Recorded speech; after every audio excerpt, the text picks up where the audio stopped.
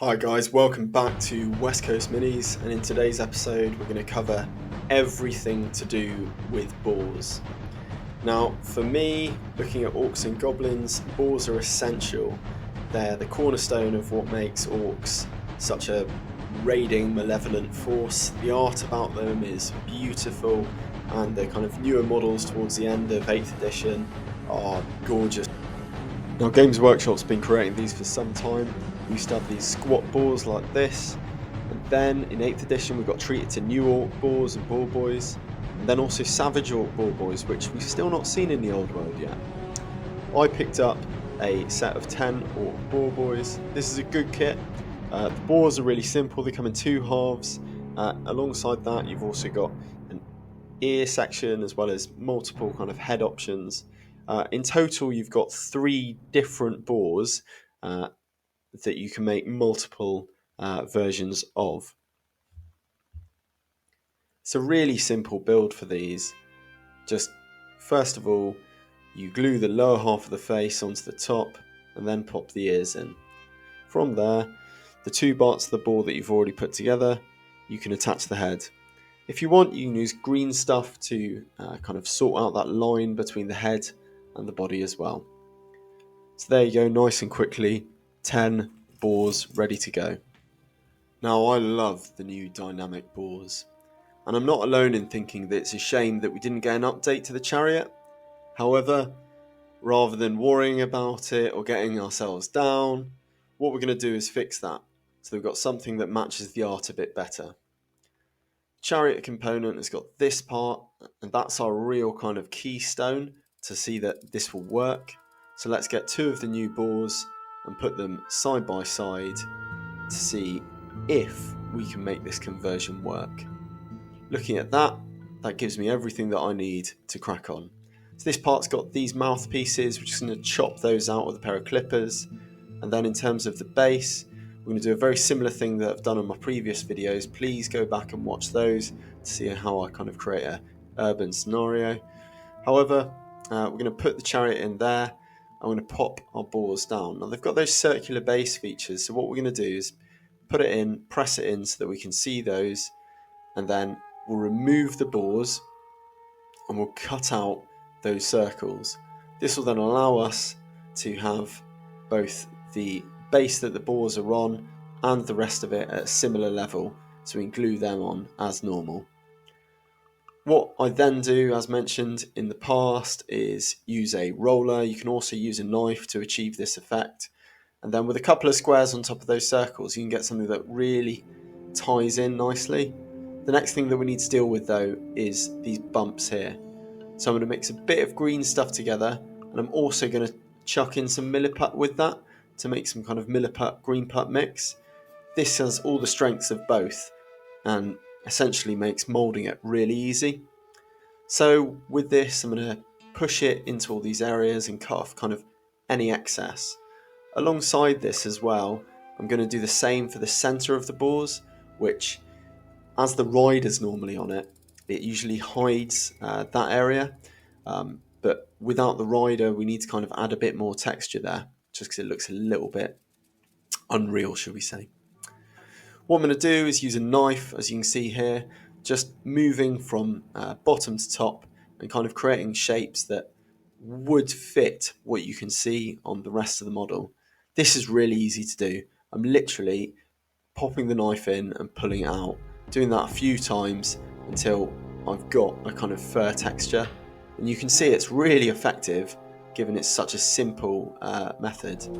Likewise, I do the same thing along the top of the boars as well, just so we can create a bit of fur along their ridges as well. Just after a few short minutes of doing this, we've got a really good effect that is genuinely really easy to achieve. From there, what we're going to do is we're going to roll out some of this same green milliput stuff, and we're going to create kind of a belt. We'll pull that out nice and gently, and then we'll attach it to the lower half of the boar. Small details like this really kind of sell the conversion. If you've got any excess, just kind of bend it over. Orcs are hardly the most neat or tidy, so a bit of mess is fine. And then any dots that you need to kind of create to again sell the effect, you can use the sticker from the kit. Now, although I've used 2 boars for this, I still don't want to lose any models. So you could use your boars from the chariot and have them in the back row as extra boar riders. Or you could do what I'm doing. As the proud owner of a 3D printer, I've downloaded this file. I was then able to put it into Chitterbox. The Chitterbox standard supports operate really well with this and give me a really good final print.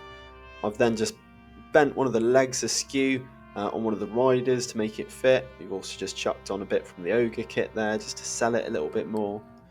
I've also been able to use the extra legs that you get in the Orc Warrior kit to make another rider for this. Just as a bit of an aside and a bit of history, these legs are actually from the starter set that came out in the year 2000, that's 24 years ago. You had these legs put in there just to create a war boss to lead your army on the starter set. Bit of history for you there.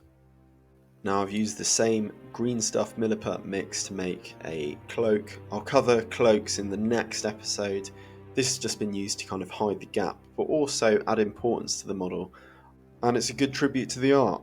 So this guy will make a fantastic mounted war boss, or if not, just a unit boss. In terms of painting, I've looked at a variety of different sources. Primarily the natural world. Our Earth has got a variety of wonderfully coloured boars that you can choose from. Elsewhere I've looked at video gaming, so this is Warhammer Age of Reckoning, which is the old MMO for Warhammer Fantasy, of which there's various different types of boars to select from there. I don't really like the box art boars with the kind of clean faces. So moving in, it's a spray paint of grey with a zenithal of white. What I'm going to play with is something like this. If you've not got spray, you can just use kind of a brush on grey and then a brush on white. The first boar that we're going to be looking into is the Eurasian boar, which is very common. This is a dark boar with brown hints in it as well to help it hide in temperate wood lines. Starting up with painting then, we're going to apply my favourite speed paint, that's Satchel Brown, all over the model. Just do this really messily. Once we're done with this phase, we're going to get out a nice contrast black and go all over the model once again. This will generate a really deep, rich, dark brown. As you can see, the raised hairs are a lot brighter, so we're going to use just a kind of really light grey or light brown together to just dry brush lightly over the model. Do this and you'll have a really simple but fantastic result. Don't worry about the details just now, I'll cover those in a minute. Anyway, let's move on to another boar. Stepping away from the natural world, fantasy artists usually make things a bit more aggressive or wild in their art. So let's try and go for this kind of effect. So first of all, I'm covering the model in a mix of kind of light bonish colours. This will give me a bit of depth to kind of start from, of which I'll then add multiple layers on top of this. Next, a nice earthy brown right on top of the model. What I'm trying to do here is create a two-tone effect, so splitting the model in half. Once we've achieved this effect, it'll be time to add something like these stripes, really easily achieved with just a really dark brown. Once we've achieved this, I'm going to pull up something like pale sand, a really light sand colour, and then just spread it all over the place to kind of tie everything in together, make it a cohesive paint job. Once all said and done, it should look something like this. Back to reality with a really vibrant one, it's the African bush pig. This would be a fantastic one for savage orc boys, but also if your particular biome is like the southern badlands, desert, savannah, etc., this is perfect. So start off with a rich orange colour to kind of set the base for the rest of it. I've got this slightly watered down, that's so that it retains some of the texture. More of an earthy one to be used as a dry brush on top of this. Again, this will really just kind of set a really good, dry, earthy tone for this boar. Once we're done with the orange, then it'll look something like this, and we're going to add a really dark brown here. So this here is just like Gawthor brown, really dark brown. Something like Dryad bark would be perfect as well. Once we've done this and it's broken into its areas, I'm going to use just a little bit of white and highlight those kind of really raised white hairs that you can see. So that's what we're going for, and that's the effect that we've been able to achieve. Not the most simple, but a really striking one. Again, perfect for kind of desert conditions. He's a bit cold here. Finally, white boars. So Eurasian boars actually have an albino gene. So you may have kind of an albino boar 1 in every 100. This is really rare, and as such, white boars are seen in heraldry all across Europe. But internationally, they've got a sense of mystique about them, so good choice if you're looking for your kind of leader to have a big white boar. Paint-wise, we'll start with a couple of washes, just a mix of brown and kind of grey. Again, really messy with this, and it sets a tone and gives it a bit more depth. From there, we'll add some grey in with some skin colour, add that to the face from there. Don't worry, we're not going to leave it like this. We're going to then build it up, so we'll add some white to this kind of skinny grey and start drawing in some lines, covering about 80% of the face from here. When we're done covering this with a variety of lines to kind of simulate hair, we will take out just a straight white and add from there. You could just keep on adding layer and layer and layer, bit by bit with white, but I'm trying to make this as simple as possible while still achieving a really good effect. Focus again with this all over the body as well as the face. On completion, you'll have something like this, and he looks like a real wizened old boar. Any Skaven collectors can use this for their grey seers. It will come out fantastically as well. So here's some really easy ways of doing eyes, mouth and teeth. So grab just a black, like a Baden black, and put it onto the eyes. That's all that you're going to do in terms of paint onto the eyes. You can also use this as well to do the hooves. You can kind of leave the hooves as they are if you want, but just for separation I'm adding black. Now you're going to grab some gloss varnish and then just a nice drop of gloss varnish onto those eyes. This is perfect because it's really simple. It's literally 2 steps, and as you'll see, it gives a really striking but almost real looking eye effect. Next, a bit of speed paint red and a bit of speed paint purple together for the inside of the mouth. Make sure to do this before doing the teeth. For the teeth, just a bit of a brain matter beige, but you know, any kind of light bone colour would do. How I recommend doing the teeth: coat the teeth in a medium brown, contrast paint, something like snakebite leather. While it's still wet, get your brush covered in water and just pour it up and down the teeth. This will give them a really good effect. So here's our war boss. A quick note on orcs. I've done a fantastic video on how I paint orcs. This is linked on screen now. What I'll go into in addition to that is some extra hints and techniques that we can make them even better from there. A really simple method for doing wood is using bone, contrast or speed paint colours to coat the wood. This then seeps into the recesses perfectly, and it just looks fantastic in its own right. You can furthermore add to this with maybe some dry brushing or some kind of edge highlighting of some light browns, and then in addition you could use like a green ink or speed paint to create some kind of moss effects and more depth therefore.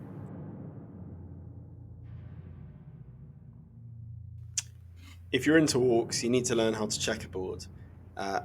Checkerboarding is actually quite simple.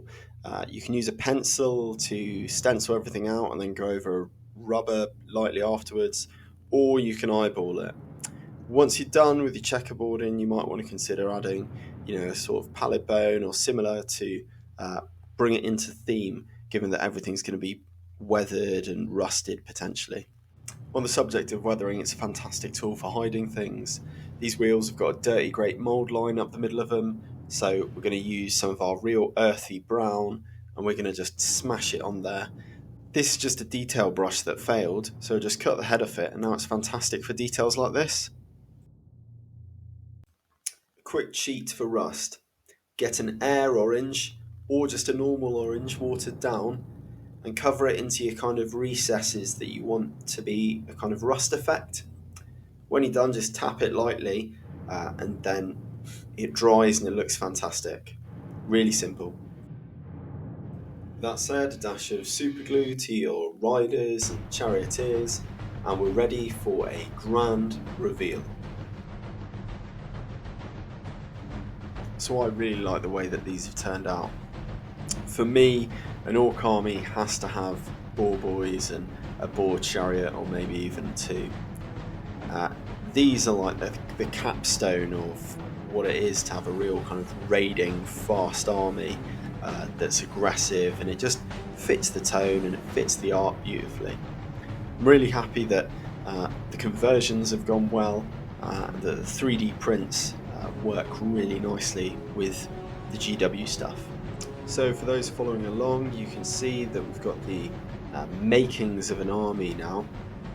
This is actually only 370 points in the old world, so I'll have to finish off the unit of Boar Boys as well as add some more boys to the kind of game, or maybe we'll look at some goblins or some trolls. As I'll reiterate, orcs are a fantastic army because of all their variety. You might note that all the banners have got shared theme. We've got the red skull and the checkerboard. This is a really important thing to tie an army together, and it's been something I've been really deliberate with. If you enjoy this channel, please subscribe. Leave a like and a comment for the brutal and cunning Algo God. There's plenty more coming, so the next orc video, we're finally kit bashing the knob from the 40k boys kit. I'm loving the journey of modernising orcs to the old world. Again, please subscribe so that I'll see you on the next one.